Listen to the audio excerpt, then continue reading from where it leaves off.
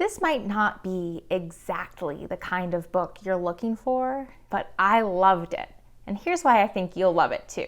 That's the sales pitch that Josh Cook, bookseller and co-owner of Porter Square Books in Cambridge, Massachusetts, often uses as he puts a book into a customer's hand. It's a pitch that he might often use for a book that, for whatever reason, maybe because it's from a small press, maybe because it's written by a marginalized voice or from a marginalized community, isn't getting the kind of media attention that Cook believes the book is worthy of. And quite often, shoppers who succumb to this pitch from Cook will return at a later date and thank him specifically for putting the book on their radar, a book they wouldn't have known to even ask about otherwise. That pitch and other bookseller secrets can be found in Josh Cook's new book called The Art of Libromancy, Selling Books and Reading Books in the 21st Century, published by Biblioasis just this year in 2023. I'll tell you a little more about this book specifically in a minute, but first I want to share my journey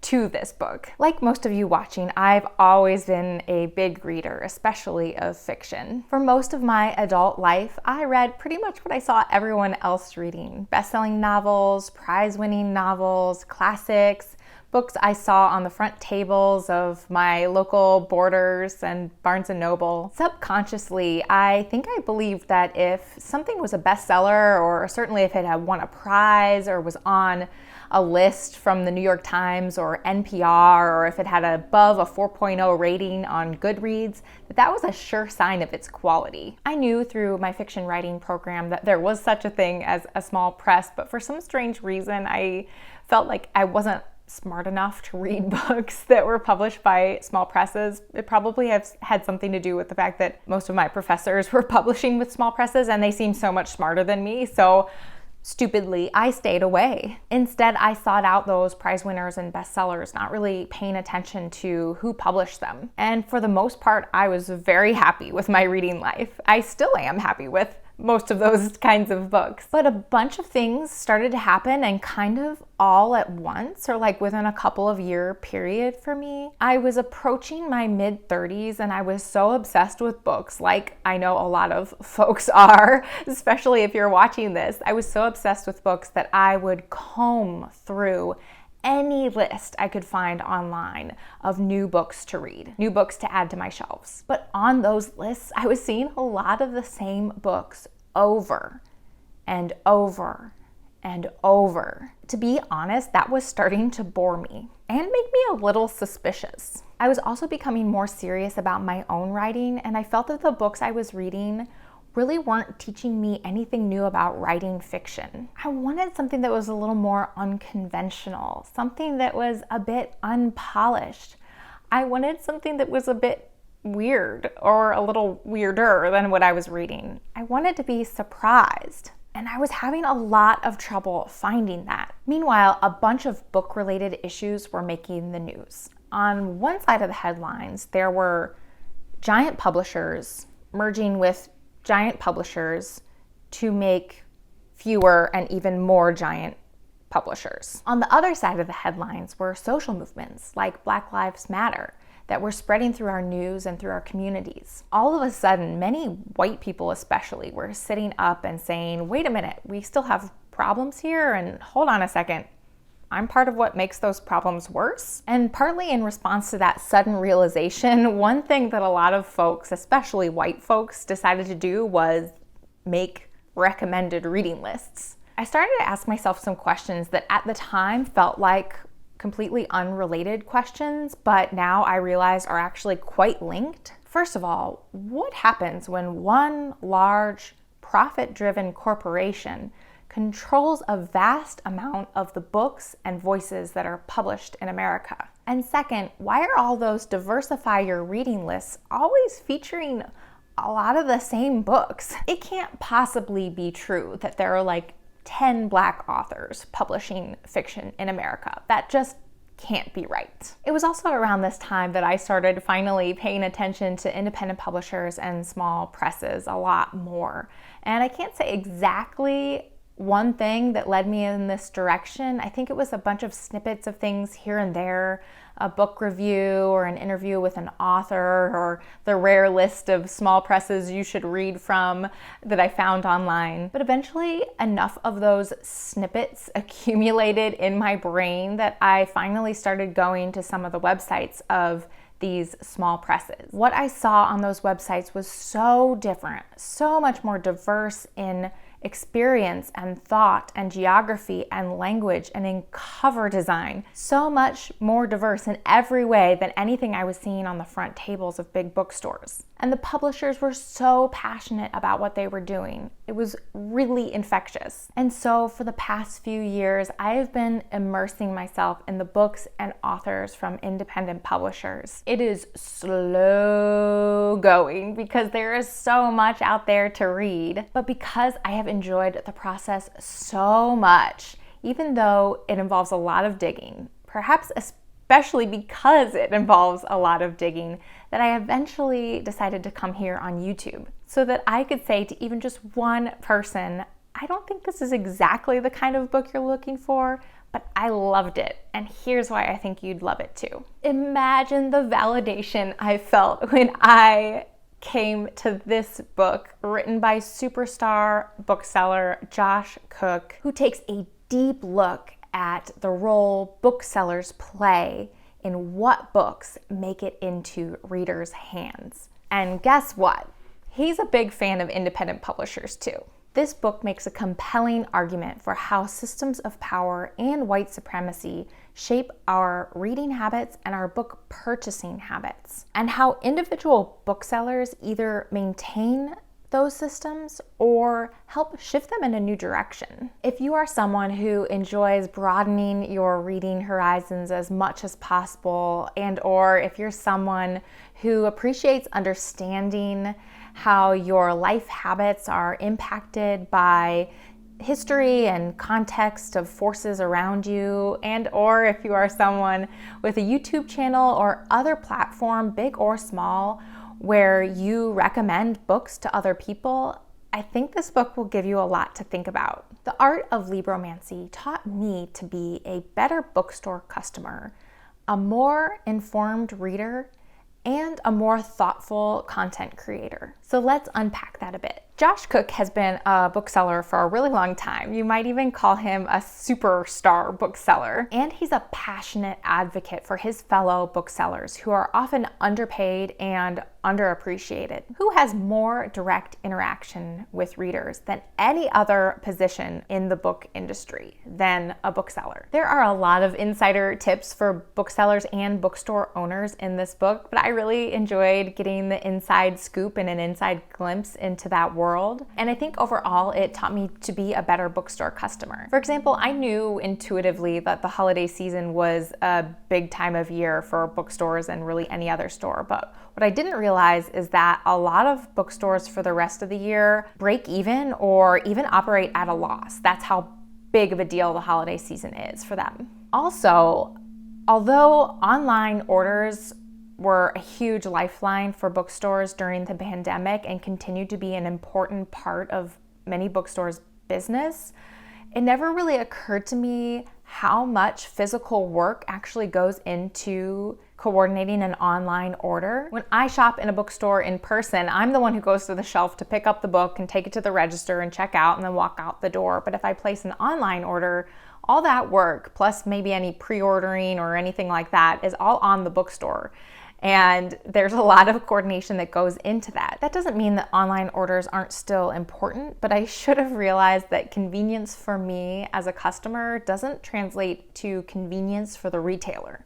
I also feel like this book made me a more informed reader. There are whole chapters on tips on how to read experimental and challenging works, especially of fiction. Really practical tips too. There's a whole chapter on genre and how genre sections really create this perceived and false division of quality between types of fiction. So one of my favorite quotes from the book is, "Even having a section labeled fiction with other sections labeled by genre, mystery, romance, science fiction, and fantasy, creates a problem. It presents the books in a store's fiction section as the standard, and implies that everything is somehow derivative of that standard. It plays into the perception that certain books are literature, while other books are lesser forms of expression. And that just really gave me a lot to think about. I love that. But the most powerful chapters, and there are quite a few of them, are all about how institutional bias impacts a book's journey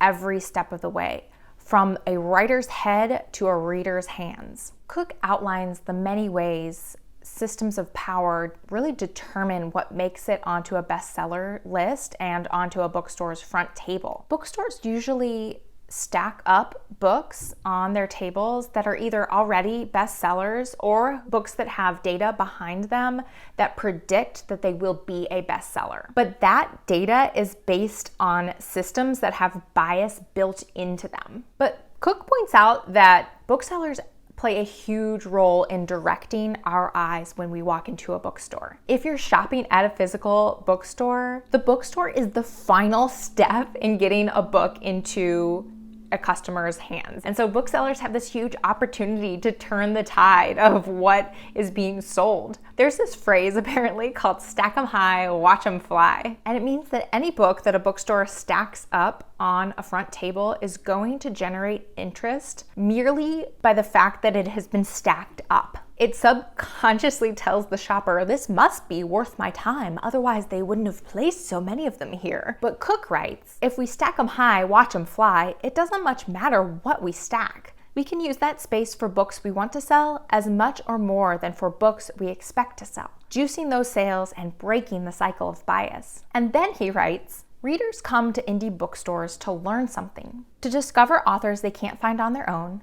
to be surprised. This creates space to bring those otherwise marginalized voices to readers. We can do this without being judgmental. We can recognize that people end up with reading lists full of dead white men, not because of who they are as readers, but because those are the authors our systems make most available and describe as most worthy of attention. We can present books from marginalized communities not as prescriptions for a social disease, but as, good books. Cook believes that in his own small way, he can help shift unfair publishing trajectories by carefully choosing the books he promotes and the books he recommends as a bookseller. And I think that's awesome. And I'd also like to point out that content creators also promote and recommend books too. My goal has always been to focus on small presses, and even though I'm just barely getting started here in this space, it already feels like an uphill battle. But Josh Cook gives me hope. He writes of his own bookselling practice. Can I promote a book I love and nudge the landscape of American literature? Can I connect a book to the right reader and raise up more marginalized voices on our platform? Can I make a sale and support a publisher that upholds my values? The answer, he says, is yes. And he goes on to recommend paying attention to the books you are reading and the books you're recommending.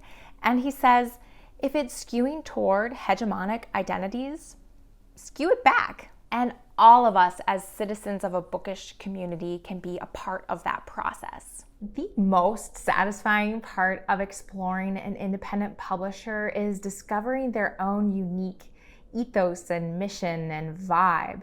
And I truly believe that chances are if you read one book from an independent publisher that you really love, you're gonna find a lot that you like from the rest of their catalog. Biblioasis, the publisher of the Art of Libromancy, is based in Windsor, Ontario. They publish about 20 to 30 books a year, and in particular, they focus on works of exceptional literary and cultural merit. I know many folk here on YouTube pay very close attention to the Booker Prize, so a few books published by Biblioasis might sound familiar to you. They famously published Duck's Newburyport by Lucy Ellman. They also published Graham McCrae Burnett's case study, and forthcoming in November, they are publishing How to Build a Boat by Elaine Feeney. And they also have the coolest series of Christmas ghost stories that I am secretly obsessed with. Biblioasis is also super vocal about the importance of independent publishers, especially in Canada. Because I've shopped a few times directly from Biblioasis's website, I've received a few goodies from them in the mail, which is always fun. So I have received 2 of these awesome pamphlets that they call the Bibliophile. I think they've done 4 so far, and I have 3 and 4. These are filled with really great pieces from staff of Biblioasis and Biblioasis authors as well. So for example, in the 3rd installment, there is a piece called Men Are So Mean, an interview with Lucy Ellmann by Lucy Ellmann, in which the author sits down with herself to discuss the birds and the bees. They also did a piece about a bookstore owner, a bookstore here in Chicago. So where in Chicago is Javier Ramirez, a portrait of an indie bookstore that was really great. But the point is, each of these has a note from the publisher, Dan Wells, as well. And in this one, Wells writes about the uphill battle independent publishers fight to get their books into readers' hands. And they're fighting for market share against multinational publishing companies. And Wells writes, I think it would serve us all a little better if we paid more attention to who it is who is actually publishing our books. Kind of like how you'd pay attention to the maker of your car, or kind of how my husband is suddenly obsessed with where we're getting our eggs from, like the actual physical farm and how they treat their chickens.